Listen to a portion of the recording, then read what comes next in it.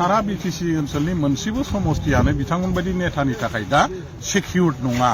दिनै इउपिपिएल हान्जानि जे बिटि बेयो लरग थरग हरलां हरथां जोबस्रांजोबनाय अबस्थायाव फैगासिनो दङ।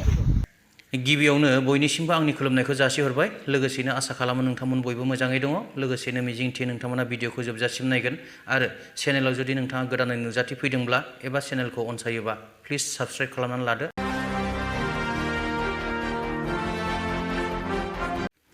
साननैसो सिगां एम रन्जित बसुमतारी बिथाङा बारग' डेपुटि चिफ खाम्फा बरगयारी बिथांनि सायाव माखासे खोथा बुंदोंमोन जे फैगौ जितु बिटिसि इलेक्शन बे बिटिसि इलेक्शनाव 14 नं चिरां दुवारखौ खाम्फा बरगयारी बिथाङा जे इउपिपिएल हान्जानि जानानै गेलेगोन बेफोरबायदि माखासे खोथा ओंखारदोंमोन आरो खुद रन्जित बसुमतारी बिथाङा पर्बतजरा समस्तियाव गेलेगोन। दा बे खोथाखौ बिथाङा गावनि खुगाजोंनो फोरमायदोंमोन। नाथाय बिथांनि बेबायदि बुंनायनि फिन जाथाय हिसाबै आथिखालनि जितु एमएलए बिपिएफ हान्जानि एमएलए रबिराम नार्जारी बिथाङा खौरांगिरिफोरनि सिगाङाव माखासे खोथा फोरमायदों। दा बे माखासे खोथाफोरखौ भिडिअनि गेजेरजों नायलांदिनि। दा साननो गोनां बाथ्राया बेसो जे जाय समस्तियाव बिआर पेरेंगा बिथाङा गाव देरहानानै आथिखालाव इएम जानानै दं। दा बे समस्तिखौनो बिथाङा मानि थाखाय नागारनानै गुबुन समस्तियाव थांनो रेडि जाखो साननो गोनां बाथ्राया बेसो जाहैबाय। दा बिदिब्ला भिडिअखौ एसे नायग्रोदिनि।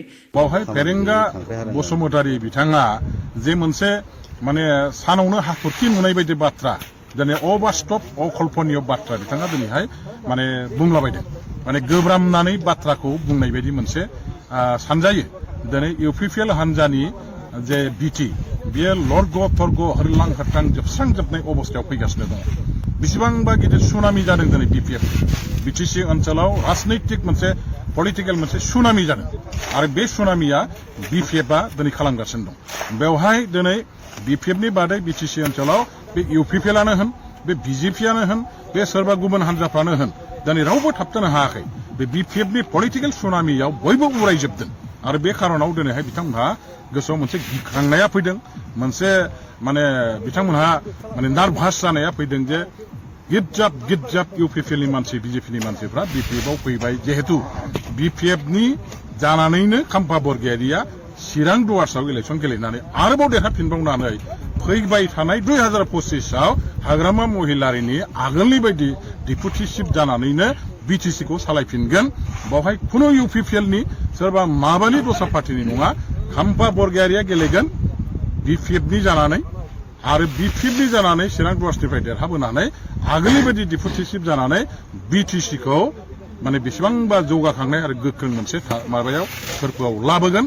बेसो गुबै बाथ्राया आरो बेखौ नुहुरनानै दिनैहाय पेरेंगा बसुमतारीया माने अनला खारियाव आगान थायै फार्स्ट फैसाबो दाम गैयै बाथ्राखौ बुंनानै मानसिफोरनि सिगाङावहाय गावनि गोब्रामनाय माखासे बे जे दिनै मोजां अबस्थायाव गैया मानसिया जे असुस्थ अबस्थायाव दङ बेखौसो फोरमान होनानै लानाय जादों। पेरेंगा बसुमतारीया दिनैनि दिनाव गावनो जे मिथिया जे बिटिसिआ बिथांमोननि जोनोम होनाय नङा। जे बिटिसिनि गाद्रायाव जिरायनानै दिनैहाय बिथांमोनहा सासन खालामबाय थादों। 2003 सनाव हाग्रामा महिलारि भिएलटि आरो बै समनि आबसु बिपिसिआ जोनोम होनाय आन्दोलननि मोनसे फिथाइ। 6 शेड्यूल जे अट'नमास काउन्सिल इन्डियान कन्स्टिटिउसननि बियो दिनै जायफोर काउन्सिलाव जिरायदों बे नेताफोरा जोनोम होनाय नङा।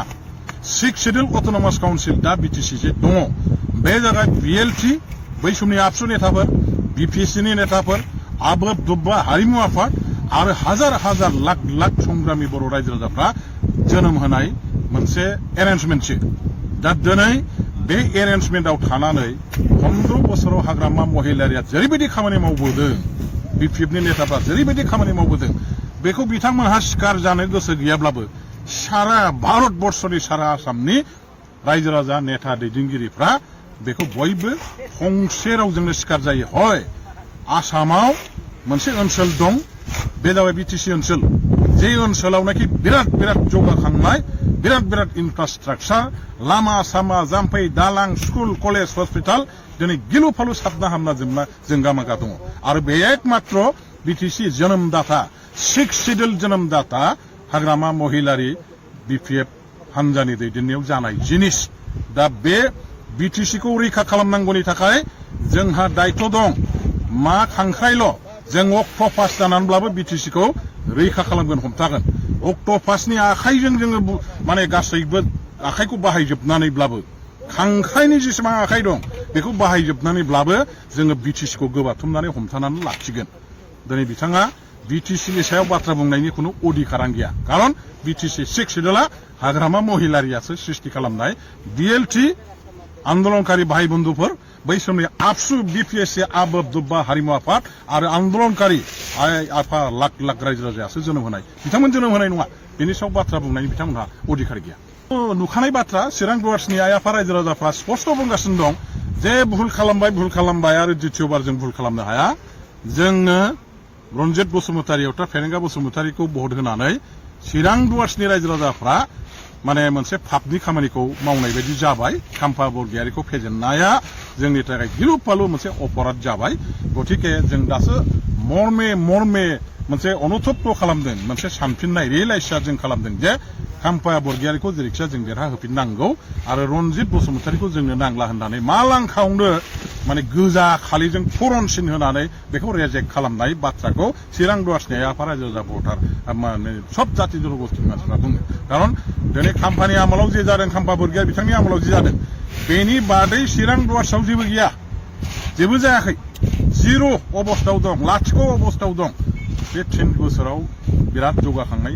हाबाफारि जानांगौ खिन्थु जेबो गैया खालि बाथ्राल' बुंदों खुगाल' बुंदों सोरखौबा दोखो दोखो रायदों समाल'सना खालामदों बेनि बादै समाजनि रायजोनि देशनि BTCनि जेबो मोजां खामानि मावाखै आरो बेखौ रायजो राजाफ्रा पसन्द खालामा रायजोफ्रा खुगाबो आखाइबो मावग्राबो बुंग्राबो बेबायदि मानसिखौसो मोजां मोनो खुगाल' बुंनानै बाथ्रानि गोदै गोथावल' बेखौ बुंनानै देशा जाथिया जेबो उन्नति जाया समाजा उन्नति जाया आरो बेबायदि मानसिखौ जोंनि समाज जाति जनगोष्ठी आइ आफा रायजो राजाफ्रा माब्लाबाबो गनाया रेजेक्ट खालामो दिनै चिरां दुवार्सनि रायजो राजाफ्रा बिथांखौबो रेजेक्ट खालामदों ओंखायनो बिथाङा बाहा खारो हयथ' खारगोन जेराव सुबिदा नुदों बाव खारगोन बेखौथ' खरबजरायाथ' बाद होबाव बेथ' गिलु फालु गिथाव बाथाव जायगा खाबाव बेवहाय देरहानायनि बाथ्राथ' बाद हो सारा BTC ओनसोलनि मोनसेबो समस्थियानो बिथांमोन बायदि नेतानि थाखाय दा सिकिउर्ड नङा जेरावनाखि गेलेबा देरहानानै फैथारगोन होननाय मोनसे स्रि बुंनानै लानो हानाय